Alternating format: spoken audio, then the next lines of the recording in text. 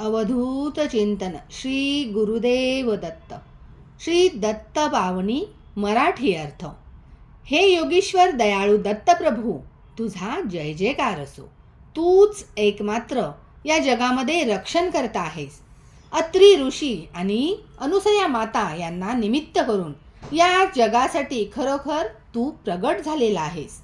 तू ब्रह्मा, विष्णू आणि शंकर यांचा अवतार आहेस आणि शरणागतांना तू या भवसागरातून तारून नेतोस.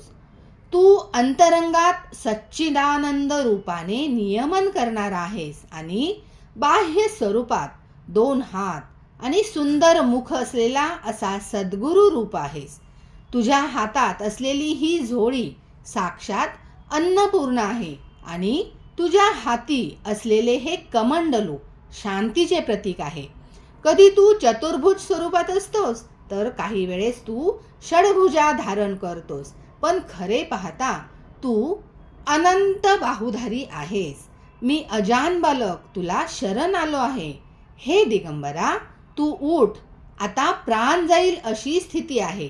पूर्वी तू सहस्रार्जुनाचा धावा ऐकून प्रसन्न झाला होतास आणि त्याला रिद्धिसिद्धी दिल्या होत्यास. त्यानंतर त्याला मुक्ती देऊन महापद दिले होते.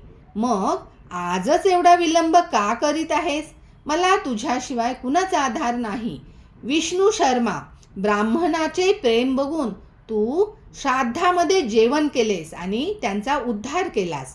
जंभ राक्षसामुळे देव त्रासले होते तेव्हा तूच त्यांना ताबडतोब मदत केली होतीस. तू त्यावेळी आपल्या मायेने इंद्राकरवी त्या राक्षसाचा वध केला होतास. अशा प्रकारच्या अनेक लीला भगवान शंकराने केल्या आहेत.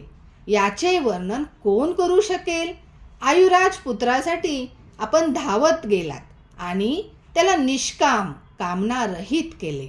यदुराजाला, परशुरामाला, साध्य देवाला आणि निष्काम अशा प्रल्हादाला तू उपदेश केला होतास. अशी तुझी अगाध कृपा असताना तू माझी हाक मात्र का ऐकत नाहीस? हे अनंत, धावते, माझा अंत पाहू नकोस. या बालकाचा असा मध्येच अंत करू नकोस. ब्राह्मण स्त्रीचे प्रेम पाहून तू खरोखर तिचा पुत्र झालास. स्मरण करतास धावणारा तू, कलियुगामध्ये तारून नेणारा. हे कृपाळू, तू तर अगदी अडाणी अशा धोब्याला पण उद्धारले आहेस. पोटशुळाने त्रस्त असलेल्या ब्राह्मणाला तू तारलेस आणि व्यापारी ब्राह्मण शेठला वाचवलेस. मग देवा, तू माझ्या मदतीला का बरे धावत नाहीस? एकदाच माझ्याकडे पहा. वाळलेल्या लाकडाला ही पालवी फुटावी अशी तुझी कृपा असताना माझी मात्र तू का उपेक्षा करत आहेस? हे देवा, वृद्ध वंध्या स्त्रीला पुत्र देऊन तू तिचे स्वप्न साकार केलेस, तिचे मनोरथ पूर्ण केलेस.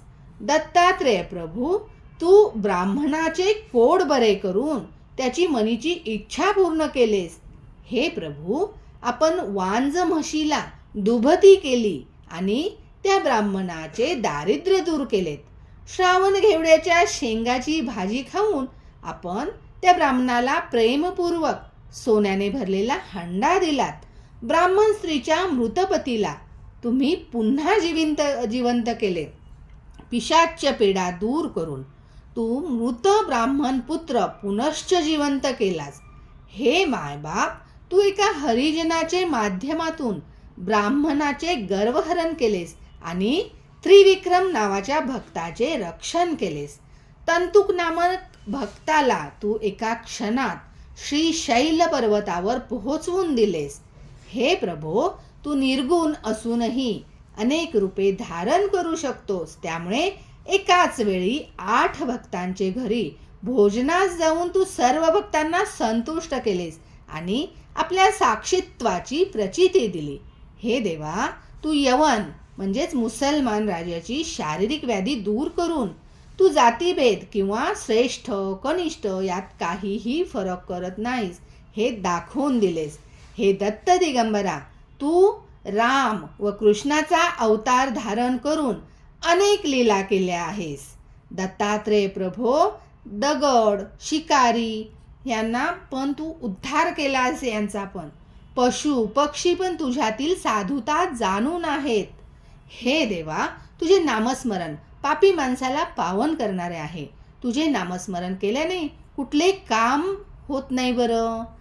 हे शिवशंकरा, तुझ्या नुसत्या स्मरणाने आधी व्याधी आणि सर्व उपाधी नष्ट होतात. तुझे स्मरण केल्याने मूठ मारणे इत्यादी प्रकारचा त्रास होत नाही आणि मनुष्य मोक्ष पद प्राप्त करतो. या दत्त नामाची धून म्हटल्याने डाकीन शाकीन महिषासूर भूतपिशाच जंद असुर पळून जातात. जो कोणी धूप लावून ही दत्त बावनी प्रेमपूर्वक म्हणतात त्याला इहलोकी सौख्य प्राप्त होते व अंती मोक्ष प्राप्ती होते. त्याला कोणत्याही प्रकारचे दुःख राहत नाही. सिद्धी जणू त्याची दासी होते व त्याला कधीही दारिद्र्य प्राप्त होत नाही. जे कोणी 52 गुरुवार नियमांचे पालन करून नेहमी दत्तबावणीचे 52 पाठ श्रद्धापूर्वक करतात किंवा जसा वेळ मिळेल तसे पाठ करतात त्यांना यमराज कधी दंड करत नाही. दत्त प्रभो, दगड शिकारी हे पण त्यांचा पण तू उद्धार केलेला आहेस दत्ता. पशु पक्षी पण तुझ्यातील हे साधुता हा गुण जाणून आहेत. हे दत्त दिगंबरा, जरी अनेक स्वरूपात तुम्ही असला तरी त्याचे मूळ स्वरूप कायम असते. त्यात फरक पडत नाही.